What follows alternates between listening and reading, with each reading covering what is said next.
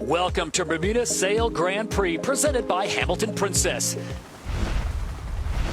Ainsley blocking out Slingsby as Outeridge comes in below Ainsley. I love the control that Ben Ainsley has of this start line at the moment, but he's going to have to watch out because Nathan Outeridge on the Japanese boat is really pinning him up towards this end of the line. 7 seconds to go. Who's timed it well? The Spanish up at the top of the line, but the boat's turned down towards the line, and from nowhere, Tom Slingsby's found a gap in the middle of the line. Brilliant starts. And it's Slingsby on board Australia with a beautiful start out of the middle of the line. Can he hold off the fast-charging Spanish as we sprint towards mark number 1, these F50 catamarans, over 80 kilometres an hour.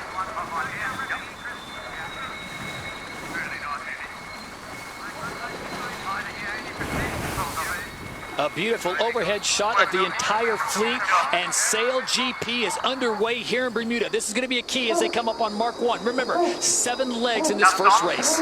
It's tight into Mark 1, but the Spanish look like they may have just snuck forward. No, Slingsby holds control into Mark number 1, millimetres in it as he rounds here. And Billy Besson on the inside with the French boat. These boats all line up now around Mark number 1, and it's about setting up into downwind mode. Good boat speed, and you're looking at the leeward marks already. We're already preparing for these fast approaching leeward marks, but what we will like is to be in Tom Slingsby's position.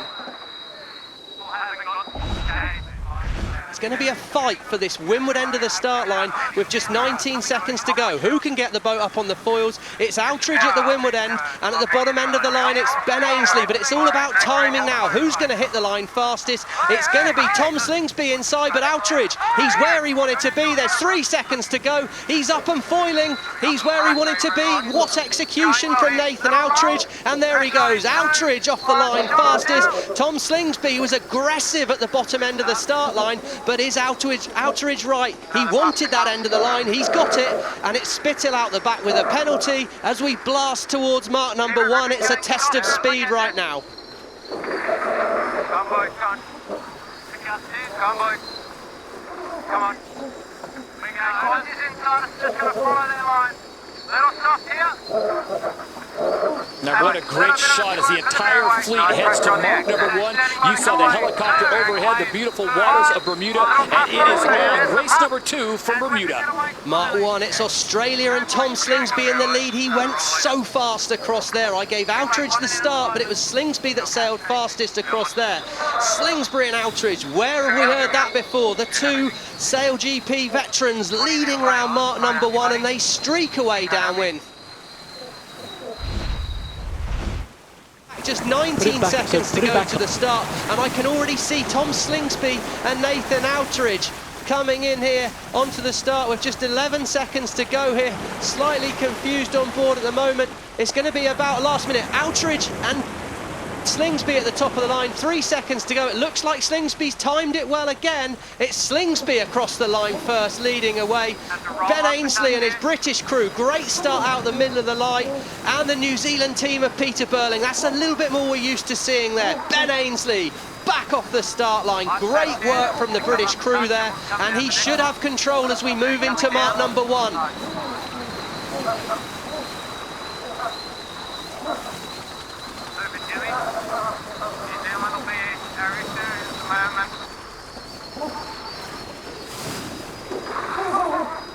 So it's a high-speed drag race to mark number 1. Who's going to get there first? And a much better start for Ben Ainsley in Great Britain.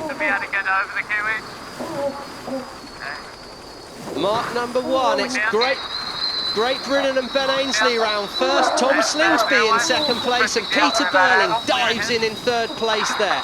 Ben Ainsley now, he's got a chance to make a very clear plan as we head downwind. We're on board with Tom Slingsby, 2nd place at this point.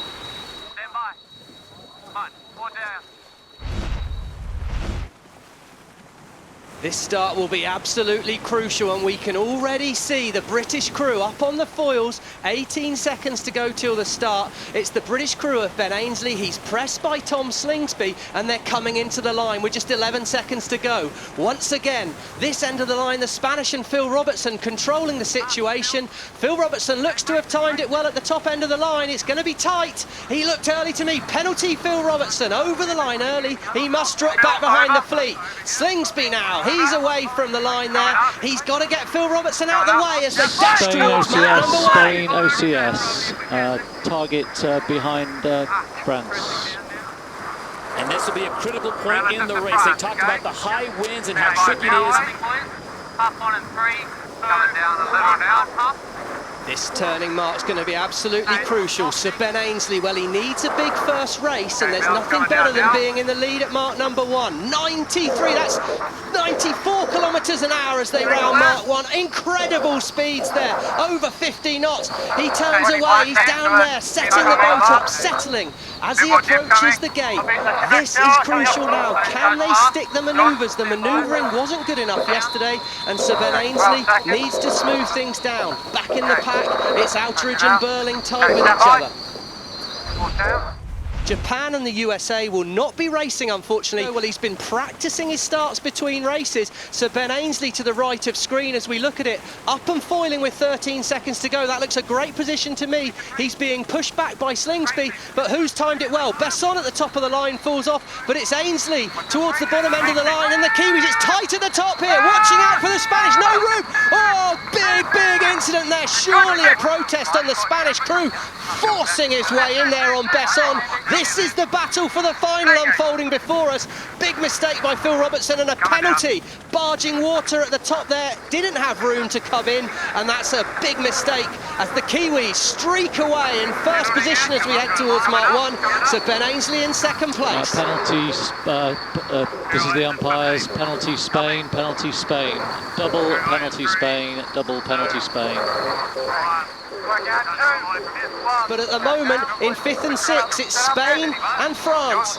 They're at the back of the pack. No good for those guys at the moment as they jibe away. Besson jibes in 5th.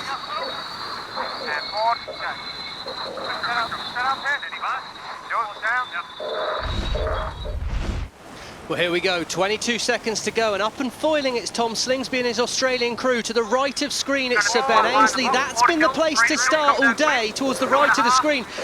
Slingsby currently pushing the French team out. There's no way the French can come in.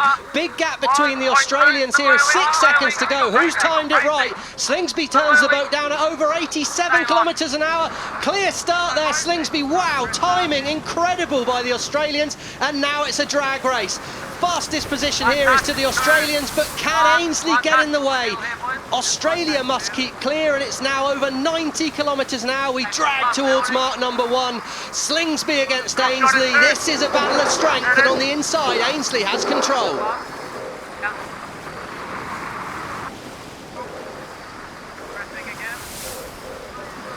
What a shot that is there. We see the Australian crew driving down over the top of Sir Ben Ainsley, just in the lead at mark number one. It's Australia, but Ainsley clinging on at 88 kilometres an hour. He's in the dirty wing wash of the Australians. Looks like we've got a protest here. Australia must keep clear. Australia must keep clear. Sounds like a protest. That will go to the umpires, and now it's going to be all about the boundary jibe. The French split away looking for space, and Ainsley sets up to jibe. He turns. Great. Well,